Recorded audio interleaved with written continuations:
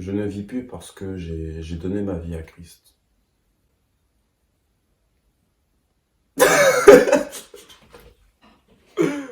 Salut à tous, ici Plandy, j'espère que vous allez bien. Donc aujourd'hui on se retrouve pour une nouvelle vidéo sur tout ce que les gens du monde peuvent nous dire quand nous sommes chrétiens, quand nous avons donné notre vie à Christ. Parce qu'il y a vraiment beaucoup de préjugés on en a beaucoup sur nous, quoi. On entend beaucoup de gens qui disent, qu'ils ont des a priori par rapport à cette relation qu'on a avec Christ. Et moi j'aimerais démontrer tout ça quand même. Tout en restant dans la simplicité, dire mon avis et être le plus sincère possible. Donc, les non-chrétiens, ils peuvent nous voir aussi comme des personnes qui restent tout le temps chez eux. C'est-à-dire que, ils ont complètement plus de vie sociale, ils sont là, ils restent complètement cloîtrés dans leur chambre, ils sont là, oh Seigneur et tout, merci Seigneur pour tout et tout, ils mangent plus. Attends. Par contre, tu peux jeûner. Et ça, c'est complètement différent. C'est-à-dire que tu vois, matin, prie, midi, prie. Attends.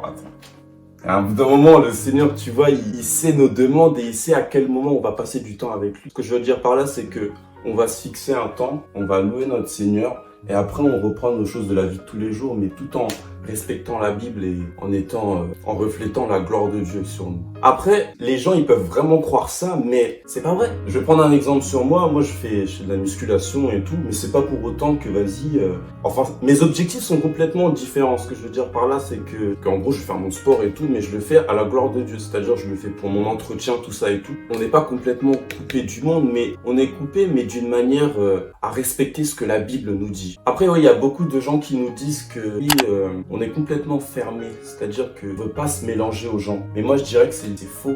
Parce que nous, on doit se rapprocher de Dieu. Au contraire, au lieu de se renfermer dans un petit comité entre chrétiens, on doit se mélanger aux gens et annoncer la parole de Dieu à nos amis, même si c'est difficile, mais il faut oser. Parce que le Seigneur, il nous a dit qu'il faut oser parler quand même. Je voudrais vraiment souligner ce point-là. Au contraire, on doit se mélanger aux gens, même si par exemple, les gens, ils vont se dire, ah, il n'a pas la même vision des choses, mais ils vont savoir que c'est toi, puisque ils savent que t'es comme ça. Ensuite, on entend souvent que, oui, les chrétiens, ils écoutent que les adorations de Dieu et tout. Il n'y a pas de rap, il n'y a pas de hip-hop, il n'y a pas de tout ça. Mais au contraire, franchement, quand vous faites vos recherches, il y a tellement d'artistes dans ce monde qui sont dévoués pour Dieu. Ce que je veux dire, ils sont là, ils prient. Enfin, même dans le rap et tout, il y en a qui sortent des sons, mais qui sont trop forts. Les paroles, ils percutent, c'est-à-dire qu'ils touchent et tout. Et franchement, en vrai, vous pouvez pas dire ça. Et après, vous ne savez pas puisque vous n'avez pas la connaissance de ça, mais quand vous faites vos recherches et que vous développez, vous essayez de voir, vous faites vos recherches et tout, vous allez voir des artistes chrétiens. Il y en a beaucoup, artistes US, il y a tous les styles, il y a du jazz, il y a hip-hop, de l'afro, il y a toutes les variétés de sons. Donc il y en a pour tous les goûts. Donc si tous ceux qui disent qu'il n'y a pas de son et tout, arrêtez, vous voyez, parce que faut faire vos recherches. On entend beaucoup de personnes qui nous disent que oui, les chrétiens, ouais, ils ont pas forcément de sens de l'humour puisqu'ils vont faire que parler de Dieu, genre dans leur bouche, ça va que être ils vont que dire Dieu, Dieu, Dieu. En soi, bon, on parle beaucoup de Dieu, c'est parce qu'on aime Dieu, puisque tout ce que Dieu a fait pour nous, on veut vraiment que le monde connaisse tout.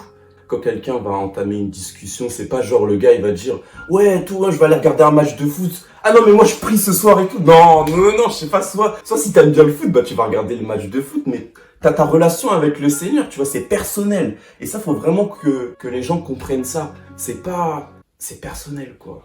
Notre Seigneur, il est dans la simplicité, il veut pas que on soit extravagant, qu'on veuille prouver des choses à quelqu'un ou débattre tout le temps, constamment. Les débats, ça n'a jamais résolu quelque chose. Donc, moi, je tiens vraiment à dire ça. Je préfère mettre les points sur les i sur ça. Ensuite, je pense que ça va être le dernier point de la vidéo que je voudrais, qui me tient à cœur. Quand on entend ça, ça peut nous faire mal, mais on entend beaucoup. Les chrétiens sont des saints. Dieu nous aime, hein. Il aime tout le monde. Il aime pas que les chrétiens, il aime tous ceux qui ne croient pas en lui, puisque le Seigneur, il a de l'espoir sur tous ces êtres qu'il a créés. Je voudrais faire passer comme message que avant que nous avons eu une relation personnelle avec Dieu, on a tous eu nos épreuves, nos façades de la vie et ça n'a pas été toujours glorieux. Donc j'aimerais dire que tous ceux qui disent ça, en fait, vous connaissez pas la vie de chacun. Je trouve que ça serait trop vite jugé pour dire que les chrétiens, ils sont tous saints. Le Seigneur, il en attend de nous qu'on lui demande pour qu'on soit à sa gloire, c'est-à-dire parfait. Puisque moi, j'en suis sûr, j'en suis persuadé que si on respecte ce que la Bible nous dit et que on demande au Seigneur de refléter sa gloire comme Jésus a reflété quand il a été dans le monde, on peut être saint, être presque parfait. Mais comme il y a le péché dans le monde, c'est compliqué.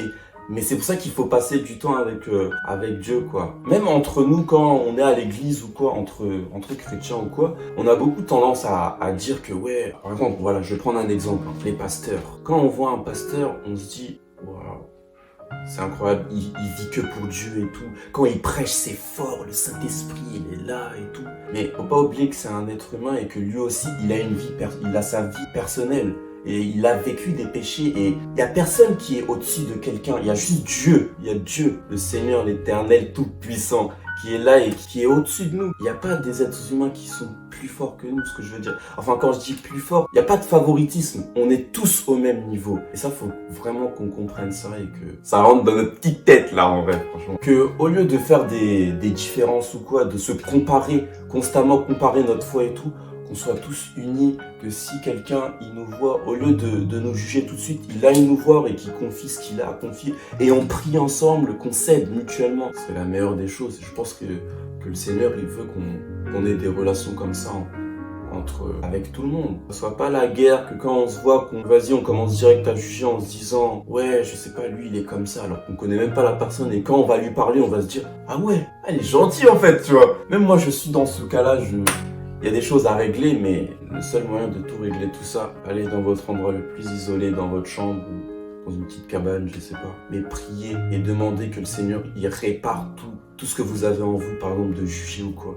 Et vous allez voir que vous allez même plus juger et puis vous allez avoir un autre regard sur les gens. Moi, je vous invite, toutes ces personnes qui se reprochent des choses et qui veulent vraiment donner leur vie à Jésus-Christ, je vous invite à faire cette petite prière. Toi, moi, je ne te connais pas, Seigneur, enfin, Dieu, je te connais pas, mais pardonne-moi pour tout ce que j'ai fait dans ma vie.